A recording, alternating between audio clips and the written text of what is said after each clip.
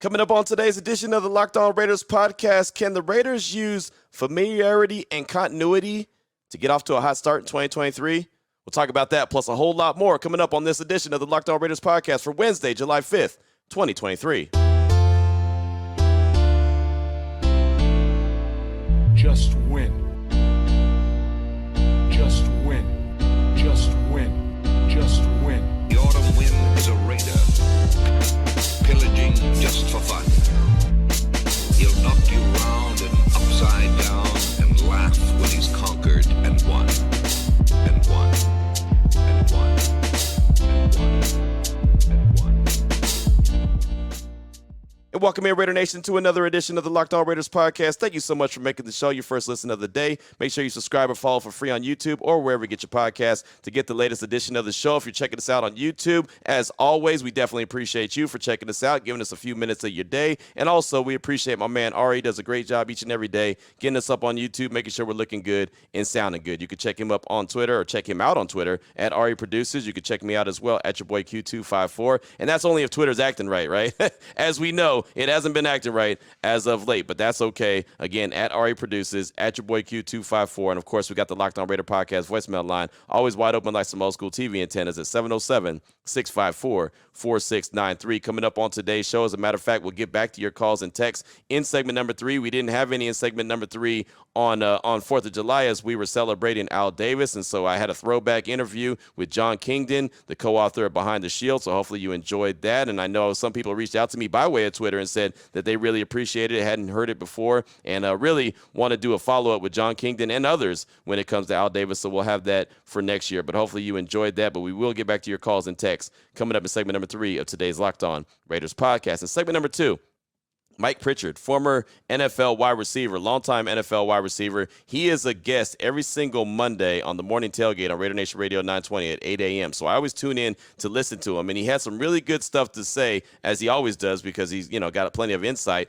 from as being a former NFL wide receiver. But he said something that caught my attention when Clay had asked him about the situation going on in Buffalo with Stephon Diggs. And, of course, the Broncos and the Bills are the first 2 games that the Raiders will play in 2023 on the road in Denver week 1, Buffalo week 2, and then return home for their first game of the season in week 3 against the Pittsburgh Steelers in prime time. And then, of course, the L.A. Chargers week 4, and that's in L.A., but that's just about a home game as well. But it's something he said about familiarity and continuity that caught my attention that I think may catch your attention as well. So we'll talk about that coming up in segment number 2 of today's Locked On Raiders podcast. Here in segment number 1, I'd like to do news and notes of the day, and there's not a whole lot of news and notes to get to as we're looking at July 5th, and so it's the slow time of year when it comes to the silver and black, but right now we're officially, in my opinion, on Josh Jacobs' contract watch. And so my man T3 Raider Facts, who used to chime in on the show each and every day, goes way back with the Locked On Raiders podcast, one of my first faithful listeners that would chime in and contribute each and every day to the show. We definitely appreciate him.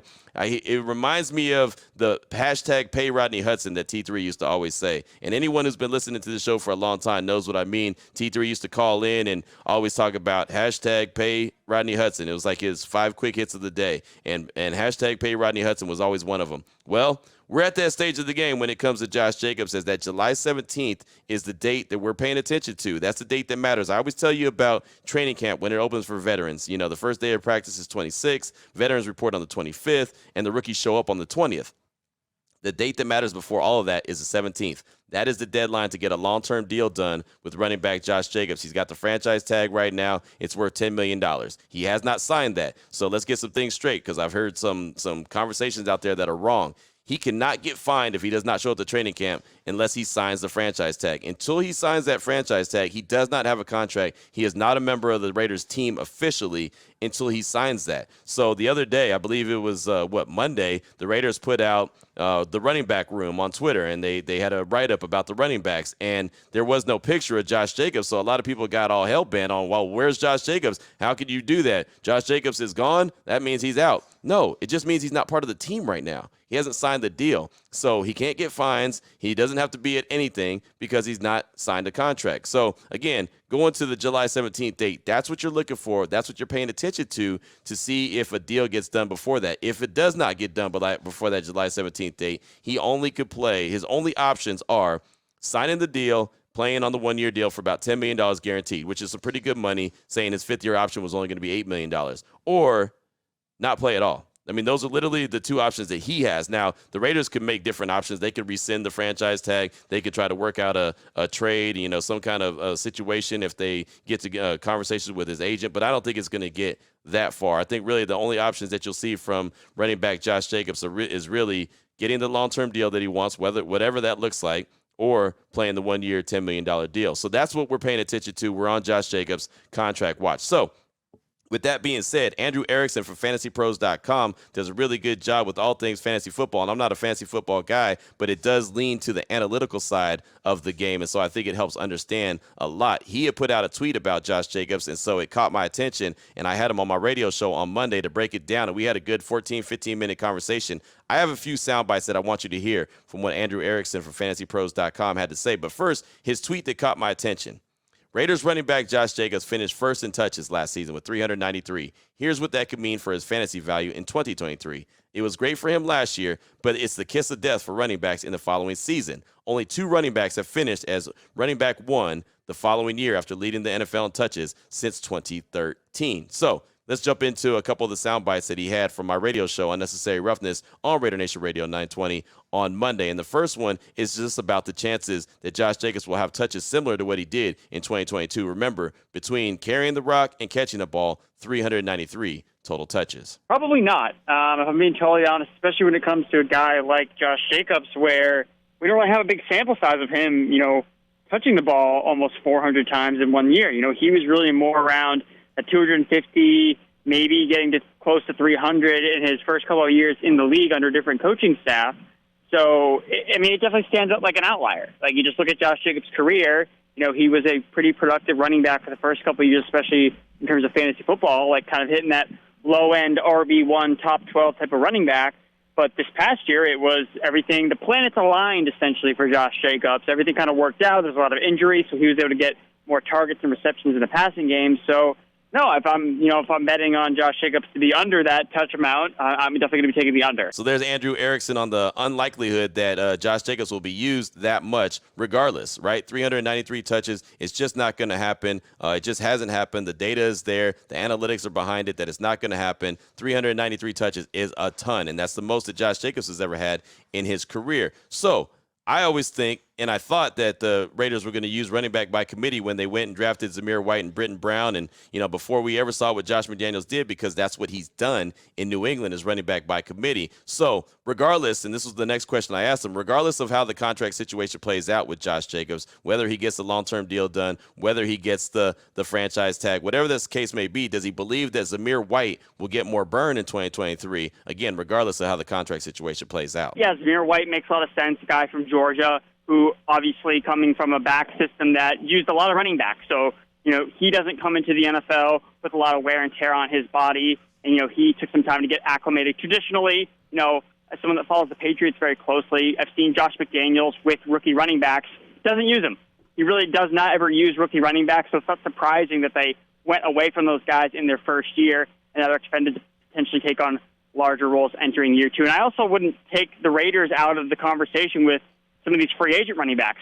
Dalvin Cook, you have a connection there with the Raiders' new running back coach, Polamalu, who spent obviously time in Minnesota with Dalvin Cook, who's still a free agent. Leonard Fournette has a connection with Tom Brady, who we know has now taken on an ownership position with the Las Vegas Raiders. Tom Brady was Leonard Fournette's biggest fan in Tampa Bay. Like, he single-handedly got him the job and helped him kind of take on that playoff Lenny type of embodiment during their playoff run for the Buccaneers. So if this holdout ends up happening, it would not surprise me at all if they bring in Dalvin Cook, bring in Leonard Fournette, or sign a different free agent running back. So I thought that was an interesting nugget right there from Andrew Erickson, and I had no idea that he covers and follows the Patriots as closely as he does, but thought that was an interesting nugget when he says Josh McDaniels hardly ever plays rookie running backs. And so it kind of makes a lot of sense now when you think about all the burn that Josh Jacobs got and the fact that Zamir White didn't get too many carries. Britton Brown didn't get any carries, right? He was a special teams guy really for the most part. And so now you think, okay, there's got to be, uptick when it comes to the carries and the production that Zamir White has, at least they attempt to have with Zamir White in 2023. Final soundbite I want you to hear for segment number 1 of today's Locked On Raiders podcast from Andrew Erickson from FantasyPros.com. He was on my radio show Monday, Raider Nation Radio 920. His thoughts on teams just signing running backs to a long-term deal, especially after they have a monster year, have that contract year like Josh Jacobs says, because the data says it's not a good idea. Here's Andrew Erickson.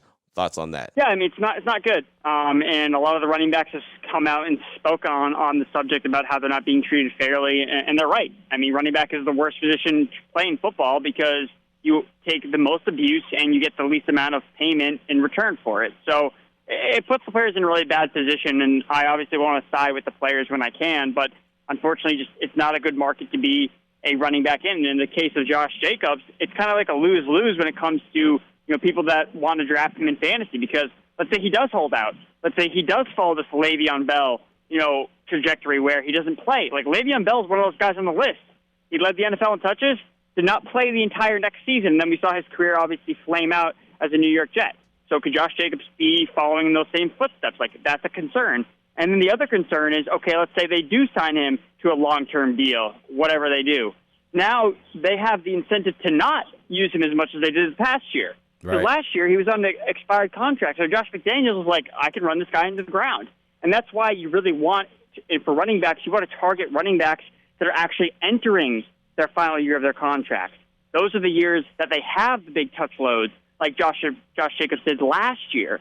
So those are the players you want to be targeting, not guys that just sign new deals where the teams are like, hey, we have this guy locked up for a couple of years. We don't want to run him into the ground. We want to make sure that he's healthy throughout the extension of the contract. So there you go. Again, not sure how the contract situation is going to play out. I feel pretty confident that Josh Jacobs is going to be a member of the Silver and Black in 2023. The big question is he going to get the long-term deal, or is he just going to be playing on the 1-year, $10 million tag? Some people believe that he'll sit out. Matter of fact, Andrew Erickson later on in the interview believes that he's a guy that's going to dig his heels in and really kind of do it for all the running backs and be that guy for the running back position, hold out. I just don't see that happening. I've heard other people say that as well. I just don't see that happening. $10 million is a lot of money to pass by that you can't get back. That's a year of his career that he can't get back, and $10 million that he'll never be able to get back. So I don't see that happening, but that conversation has been out there. But we'll move on. Coming up in segment number 2, could the Raiders use continuity and familiarity to get off to a hot start in 2023? We'll talk about that after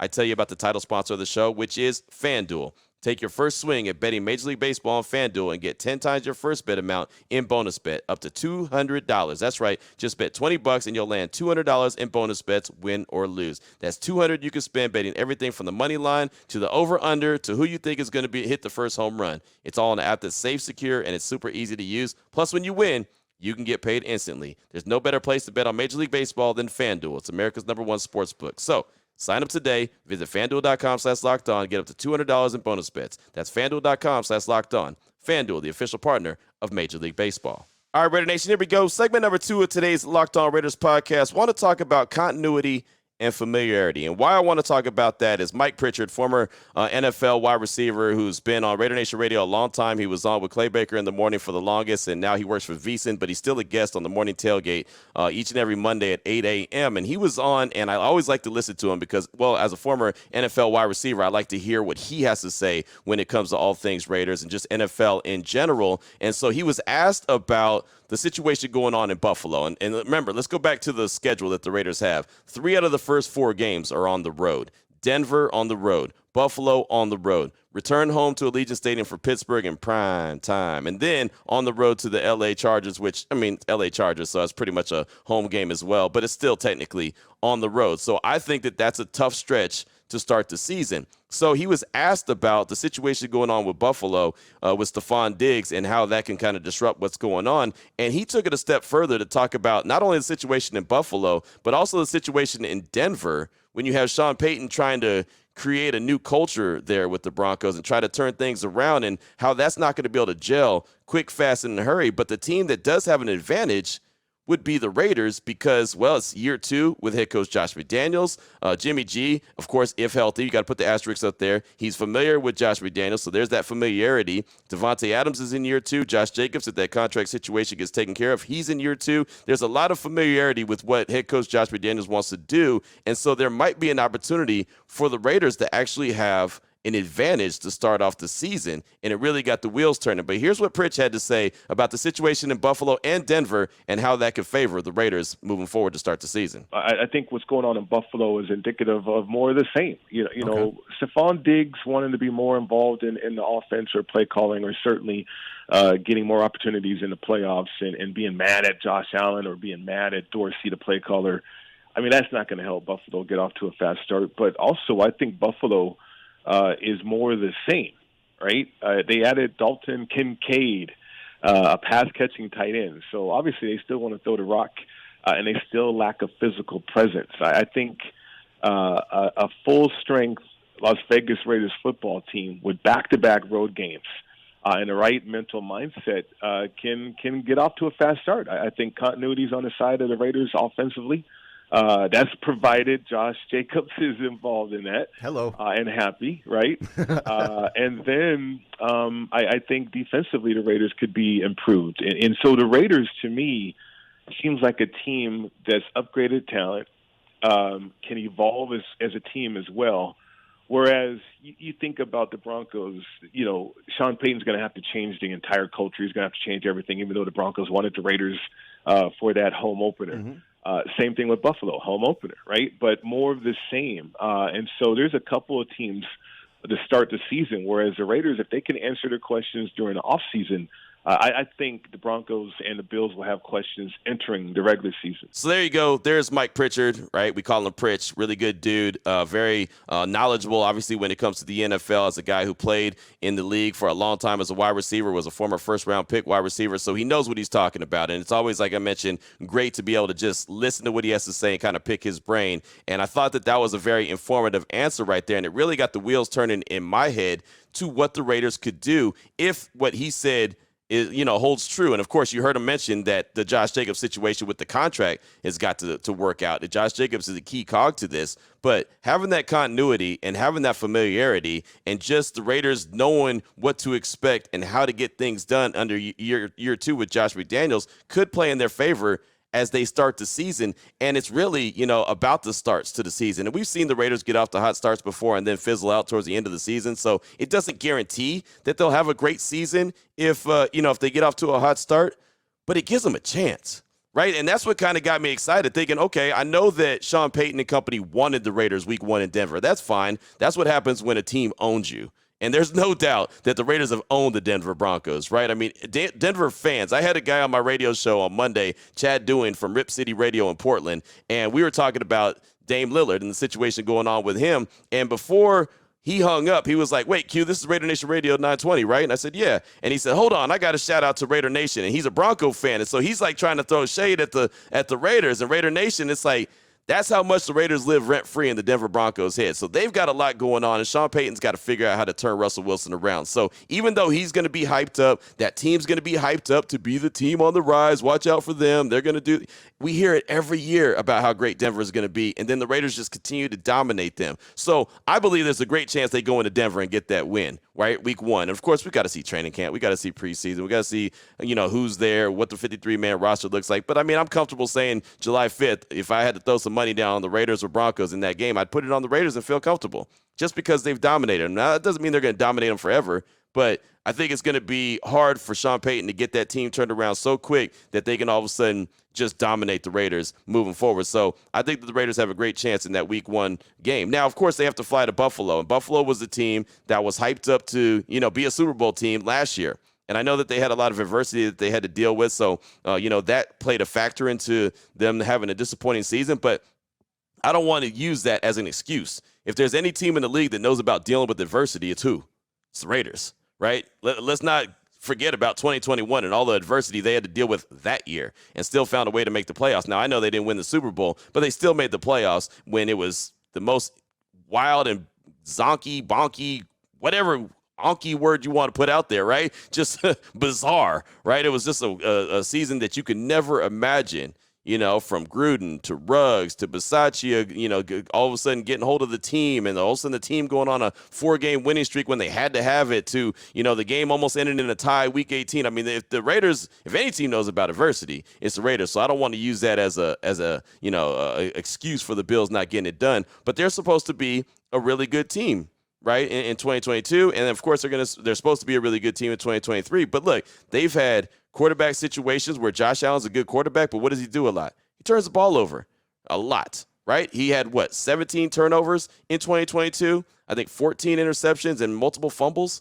I talk about turnovers all the time and how the Raiders need to start creating turnovers. Guess what? That's a good game. They can create some turnovers because Josh Allen gives you an opportunity to make some plays. Good quarterback, but he'll give you an opportunity to make some plays. So could you imagine, and I'm not saying it's going to happen. Obviously, it's a long way from now to then. But could you imagine if the Raiders start off on the road the first 2 games and come away with dubs and then return home for Pittsburgh primetime game? I feel pretty good about them being at Allegiant Stadium. And on top of that, I don't really know how much better Pittsburgh got, right? Kenny Pickett, we saw what he looks like on Christmas Eve, and that was a game I thought that the Raiders should win, but the weather situation was weird. Derek Carr threw multiple interceptions in that game, gave them opportunities. I mean, it's just there was a lot of, wild that went on in that game as well. But, okay, whatever. And then they go to L.A. for the Chargers. I mean, honestly, they can easily end up that first 4 games like 1-3, or they could easily end up 3-1. And if they happen to end up on the 3-1 side of things, every year we talk about teams that go from worst to first. I mean, look, I still don't believe in the Detroit Lions, but truth of the matter is they won 9 games last year, right? They're on the uptick, right? And so I just want to see it again before I believe that they're going to be that team. But, I mean, there's plenty of teams. Look at the Jets. Look at the Jets, how bad they were until last year when they got a defense that was worth the salt. Right? They had a really good defense and a really good run game. And what was their big problem? Their quarterback. Now, all of a sudden, they go and get Aaron Rodgers, and they feel like, man, this team could go win the division. Now, I'm not saying that, but there's a lot of people that are, right? There's a lot of teams that you see each and every year that go from being the worst to first. I mean, even look at the Carolina Panthers. They fired Matt Rule. That's my guy. They fired Matt Rule during the season last year, and Steve Wilkes took over. And what did they do? They went on a run, right? They went on a run and made themselves a respectable team, had a really good defense, and, made the case that Steve Wilkes should get the job. And now he ultimately didn't get the job, but they made the case that he should, right? Just because of what he was able to bring to the table and how he was able to help them. So I heard that from Pritch, and it really just caught my attention. It kind of perked my ears up, made my eyes widen a little bit, thinking, you know what? Everything is not smooth sailing with those first 2 games and those first 2 teams when you're looking at Denver and Buffalo. And even though that looks like 2 difficult games on the road, especially that Buffalo game, if everything's not clicking immediately, and who knows how Stephon Diggs ends up working this situation in Buffalo, there's a reason why he's in Buffalo. Remember, he was in Minnesota, and what did he do? He had beef with the quarterback. Well, what's going on in Buffalo right now? He's got beef with the quarterback. Tigers don't change their stripes. When you are who you are, that's who you are, right? It's as simple as that. So maybe there's some lingering bad feelings that go into training camp, and everything's not smooth and copacetic. I mean, who knows, right? There's a lot of things that can happen between now and then, but it did kind of give me pause and think that, you know what, even though I'm not sure what the expectations should be for the Raiders this upcoming year, if they can get off to a hot start, that's obviously a step in the right direction. Now, they got to complete the job. Like I said, they've gotten off to hot starts many times in many years and fizzled out towards the end. If they can keep that momentum and keep on rolling, right, and win more than they lose as far as those quarters of games, every 4 games is a quarter as far as I'm concerned. 2-2, 3-1, 2-2, 3-1, consistently that. Also, you look up, you're looking at a 10 or 11 win team, and you're like, dang, they got opportunity for the playoffs. Again, it's only July, so it's a long way to go. But I thought that was pretty interesting with what Pritch had to say. Well, what do you have to say? 707-654-4693. Your calls and texts are coming up next in segment number 3 as we close things out here on the Locked On Raiders podcast.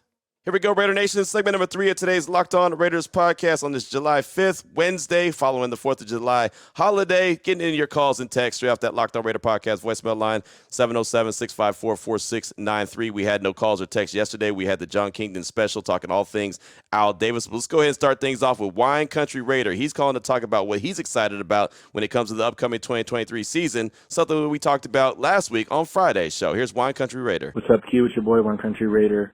And I'm just calling to talk about what I'm excited about this season. Maybe the bar isn't that high, but what I'm excited about is our offensive leader is Devontae Adams. our defensive leader is Max Crosby. Give me a bad thing you can say about either of those guys. I'll wait. Those are two of the biggest dogs in the league. And the league and all the players would say that from all other teams. They would say how much they would love to play with Max Crosby or Devontae Adams. We're building a team around those two guys, offensively and defensively. Now, we have a bunch of other guys, too, who I think have a lot of potential. But if those two guys are on the same page with Josh McDaniels and Dave Ziegler, which I believe they are, they're all for what those two coaches are those coaches and GMs are trying to push for this team. If they can get people to buy in, if they can get that people to buy in, and we have like a decent season this year, the guys who aren't buying in, we filter them out. Next year we have some more guys who are buying into that. That's how you build a dynasty. That's how you build these championship playoff teams.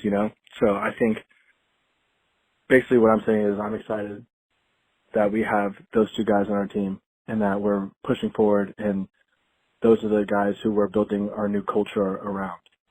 That's the kind of culture anybody would want to be on. Plus, we're the Raiders. So that's my 2 cents. One Country Raider out. Thanks so much for the call, my man. I appreciate you. And Devontae as the offensive leader and Max as the defensive leader.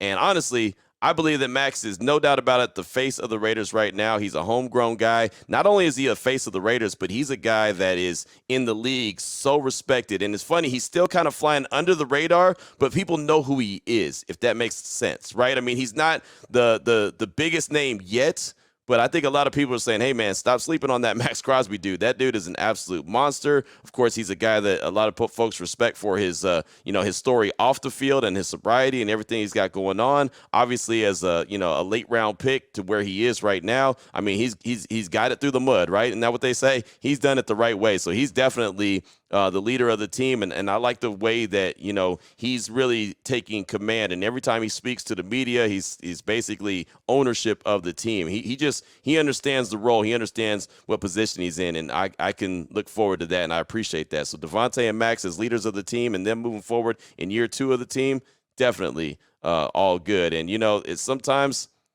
you got to make guys uncomfortable to get guys to play at a higher level, and I'm okay with that. And I believe Max and Devontae will probably hold a lot of guys accountable in that Raider locker room. Thanks so much for that call. I appreciate you. Up next, got a text from Southern Indiana Raider. It says, hey, Q, Southern Indiana Raider here. Hope your vacation was great. I listened to today's pod, and I got to say that I'm in no man's land camp. I just don't have faith that McDaniels is a good coach. I really want to be wrong. Questions around for me. Wondering about Ziegler also. Downgraded the quarterback, failed to add a linebacker that can help in the middle of the field, and drafted an injured player in the first round. Like I said, I want to be wrong, but McDaniels hasn't showed that he's capable as a head coach either. Not trying to be negative, but I just can't ignore the track record. Thanks for all that you do as Southern Indiana Raider.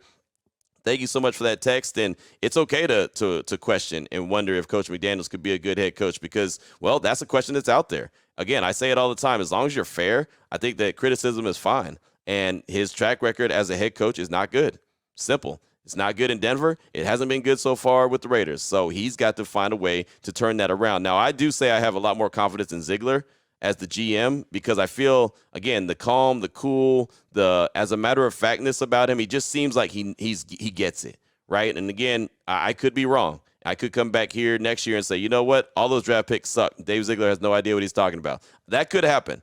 I don't think it's going to happen, but it could. You don't know until you see how these guys pan out. And I wouldn't be 100% concerned with the injury with Tyree Wilson. I'm sure he's going to be fine. They drafted him for a reason. They said that his medical's checked out. He's on pace, they believe, for him to be at training camp. I don't know if that means he's going to start training camp off on the 26th for the first day of practice, or he'll join the team shortly after. But I think that's a really good pick, and I really like the guys that they selected in the draft. I really felt like they did a good job. Now, of course, they've got to go and translate that into action and production on the field, but from just looking at them on paper and knowing what they did in college, I think that they could be a really good draft class. I think Dave Ziegler's done a good job. I even like what he did in 2022, even though he only had a limited amount of draft capital and was able to get, Dylan Parham in the third round. Obviously, that dude played all year. He's going to be, I think, a really good offensive lineman. Thayer Mumford contributed as well. We know Zamir White didn't contribute, or Britton Brown. And then, of course, Butler and Farrell Jr. didn't either. But, we'll see what they do this year. If those guys can all of a sudden step up and contribute, now you're looking at 2022 draft class and you're saying, man, wasn't bad after all. 2023, okay, hey, that's pretty good too. Now you're starting to get some consistency, and that's all that you're looking for. But again, talking about and questioning Josh McDaniels, there's nothing wrong with that. That he's earned that, because right now, as a head coach, his track record is not good. So thank you so much for that text. I do appreciate you. Up next, got a call from Jordan in Oregon. He's calling to talk about Friday's show and the uncertainty about the team, expectations, excitement, and more. Here he is, Jordan in Oregon. Hey, what's going on, Q? Jordan in Oregon. Wanted to give you a call and just kind of chime in on your podcast here on Friday. Good stuff, man. Just kind of the what ifs of the team, and where this team could go, what to be excited about. That it really got me thinking, and if this message just hits your ears, maybe this would be a good subject for one of your shows in this kind of, dog days of summer. But, Q, I started thinking, it's like, there's the old saying, there's his story, there's her story, and there's somewhere in between is usually where the truth lies. That's what I'm going to look at this 2023 Raiders as, is, most of the talk shows and talking heads, you could say, on a lot of like the big time, stations or NFL Network or any of that right now. A lot of times you get to, they're going through the AFC West, and then it lands on the Raiders, and the first thing that's said is like, the reason I can't buy in on this team is because of Jimmy G, and like the guy can't stay healthy, and it's because of the defense. It's kind of shaky, and it's because of, they let go of Carr after 1 year, and it's just no continuity, and like you just really, and you can't blame anybody for that, because usually when you pick, the story of the negative, your odds are usually, about half the time you're going to be right, and you'd rather land on that side than being a homer saying like, this team's going to go all the way. So it really got me thinking, Q, of just that old adage of like, his story, her story, somewhere in between. I kind of think of that's how this team's going to land. I don't think this guy's going to fall and Jimmy's, going to get hurt week one, but I also can't promise you he's probably going to start 17 games. And so somewhere in between there, Aiden O'Connell might have to come in and play some. And, I'm not saying it's going to be like half the year or full year, but what if he had to play a few games? And then like, with the defense, everybody, oh man, the defense is garbage. I saw an article recently that said, do the Raiders have the worst defense in football? And it just reminded me of where we're at in the summer. And I'm not hating on that. Like, guys got to do their job and come up with content. And I applaud UQ for always having a really good show and like able to come up with content this time of year, because it's the dog days of summer, man. And so I just thought maybe that could be a way of looking at this team. People are having a hard time. Oh man, I can't buy into the hype that they're going to be this excellent offense, and I can't buy into the defense making a jump. And then it's hard to buy into like, man, this Jimmy G's only been a winner. He's going to take us all the way. So it's like, I'm kind of somewhere in between, man. And where that puts me is like my last call, I told you, some of the Raider years, the balls bounce their way. Some years it hasn't. I think this year it's going to be a little bit of both, and I see a 500 football team. And, if that's the case, I'd be happy with that. That'd be a jump. I'd rather be there than have no plan. Peace out, Q. Jordan, thanks so much for the call, my man. I appreciate you. And that's really what I was talking about on Monday's show when I was saying that it's not, about us being scared to give our thoughts, but instead we just genuinely didn't know because of all the unknown. Right. So for the first time in a very long time, I really have no feel.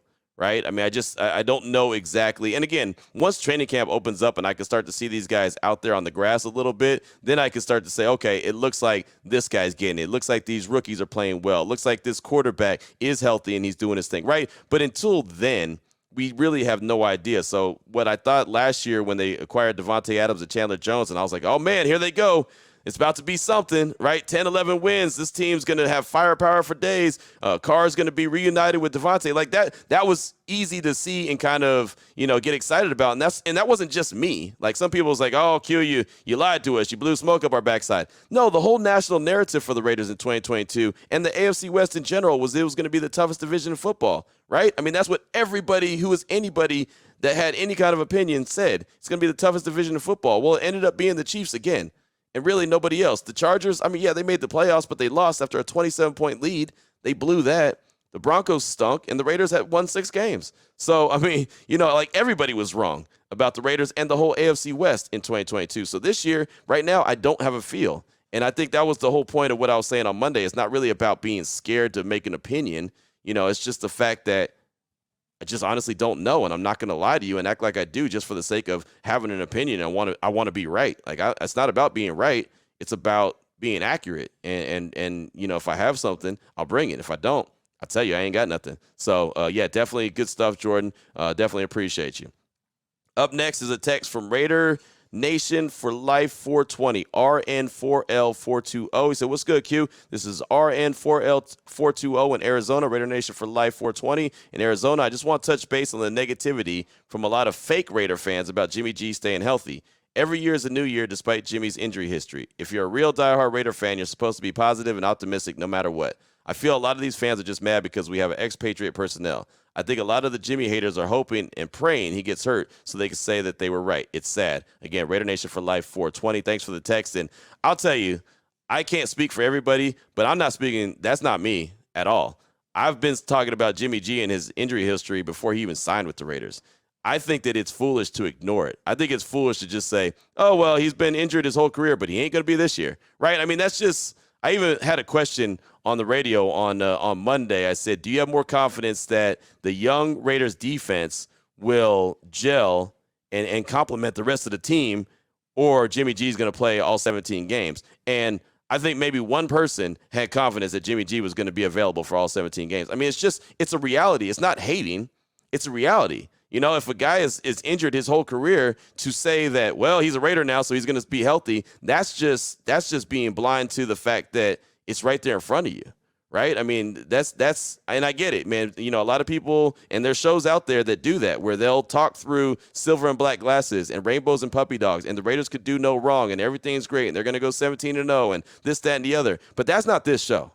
This show is for actual reality conversation, again, not looking to be a hater, not trying to bring down the room, not trying to be the negative dude or any of that stuff, just trying to speak the truth to what we know it to be. And what I know the truth to be when it comes to Jimmy Garoppolo is that facts show in his career, he's had one season, where he's been healthy the whole year. And that's it. So if I ignored that and said, well, their year will be different, why? It's like being in a bad relationship and you break up and you get back together and you break up and get back together and you break up and you repeat and rinse that cycle for like 10 times. And then you think, you know what? This 11th time it's going to be different, right? Now it's going to be different. No, history tells you it's not. So at some point, you just got to be a reality. Now, I don't know if he's going to play 15 games, 14 games. I would like him to play anywhere from 13 to 17 games. Right? I think that he needs to play 13 to 17 games. But, again, history tells you that Jimmy G is just not that guy. I hope that he's available all 17 games. I really am. Because if he is, I think this offense could be really stinking good. But, again, I have to put that asterisk there if I'm being real and honest with you and truthful. And that's what I'm going to be here on the Locked On Raiders podcast. With that being said, let's go ahead and close out the show with one pretty lengthy call from a first-time caller, Raider Esquire. He's calling to talk about a defensive player that he feels needs to step up in 2023 and thinks that he's not being talked about enough. Here he is, new booty caller, Raider Esquire. Hey, Q, this is Raider Esquire. Been listening to you for years, first-time calling. Wanted to call in and talk about a defensive player that did a step up. And I wanted to mention that one defensive player that I think that nobody's talking about is our number 7 overall pick, Tyree Wilson. I don't feel that Raider Nation really kind of understands or knows how dominant, how special of a player this could be. It's hard to remember a player coming out with that much power. His long arm is unstoppable. He plays the pass and the run. The number of tackles for losses reminds me a lot of Max Crosby. I think he's going to be able to dominate the entire game from the edge, inside, outside. He can even drop back and pass in. His versatility is very unique. At his size, 6'6", 275, has enough flexibility, and he is very athletic with the speed. He's asked to do a lot in Texas Tech, played a lot, played on the inside shoulder of the tackle, rushing the guards, dropping back and playing the pass, but also playing the edge. This guy would just take over games and dominate people. I'm really excited about this guy. I'm beyond just his physical capabilities, his mindset, the story of him being the leader. There was a game where they were playing TCU. They were trying to run up the score in the fourth quarter, putting his foot down, putting the defense back on the field and stopping them. He would also be the guy in the locker room if players weren't putting all of their effort into the practice. He would be calling people out. He would be making sure that everybody gives their best. This is a very unique player. This is a guy that can change a team. And I'm very excited to have him. And I'm going to go in and put this out there. So I'm looking at a comp for a guy that's 6'6", 275, an unnatural human power on the football field. I'm talking about not just gym power. I'm talking about man power. That type of power that is just, you might be able to bench press the same amount as the guy, but when you put two human beings out there on the field, he just has enough torque and unnatural power to just humiliate people. There's been a player back in the 90s that maybe a lot of young people don't know about him. His name is Reggie White. You watch film of Reggie White about how he would just throw human beings around. Unnatural power. He may not look like Arnold Schwarzenegger out there, which go back and watch Reggie White highlights. Watch Tyree highlights. That's what it looks like when you have an unnatural human being destroying other people. You'd be more excited about Tyree Wilson. Not enough talk about him. I know he has the foot injury, but when this kid figures it out, that's what it's going to look like. Raider Esquire out. Raider Esquire, thanks so much for the call. Appreciate you, my man. Tyree Wilson, yeah, he's a dude. He's an absolute dude. I mean, we've talked about him a lot on the show. I was excited when the Raiders got him. I had his head coach, Joey McGuire, on my radio show and brought that conversation to the podcast. I'm going to get his defensive coordinator at Texas Tech. I'm going to get him on the show at some point.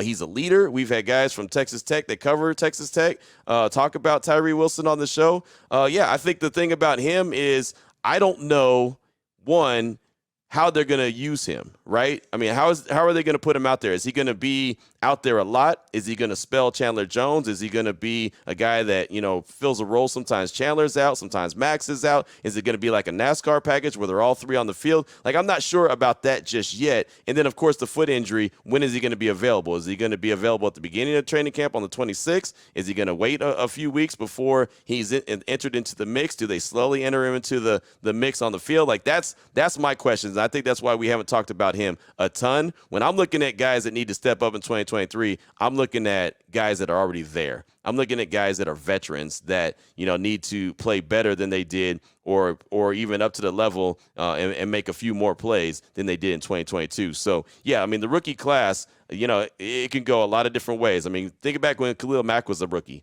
He had 4 sacks. And I'm sure people thought, oh, man, this guy is going to be, he might be okay. He might be, really good. Turns out to be he was really good. Cleve Farrell, he had 4 sacks. Turned out to be he was just okay, right? Max Crosby, he turned out to have 10 sacks his rookie year, right? And no one expected any of that. So, I mean, it can go so many different ways. That's why I'm not going to put that on Tyree Wilson, that he's got to step up. But I do expect him to be a big factor moving forward for the Silver and Black. So, Raider Esquire, thank you so much for the call. Definitely appreciate you. Thank you for making it the first call for you. Hopefully it's not your last. You can always hit us up at 707-654-4693. So that's going to do it for today's show. Raider Nation, definitely appreciate you as always. Hopefully everyone had a fantastic holiday. Everyone's having a good time getting back to work, kind of getting back into the groove of things. We'll be back tomorrow with more calls and texts, more news and notes, and, of course, plenty of conversation here as we continue to power through another week here on the Locked On Raiders podcast. So until tomorrow, Raider Nation, take care of yourself, take care of your family, love on your family. Most importantly, as always, just win, baby.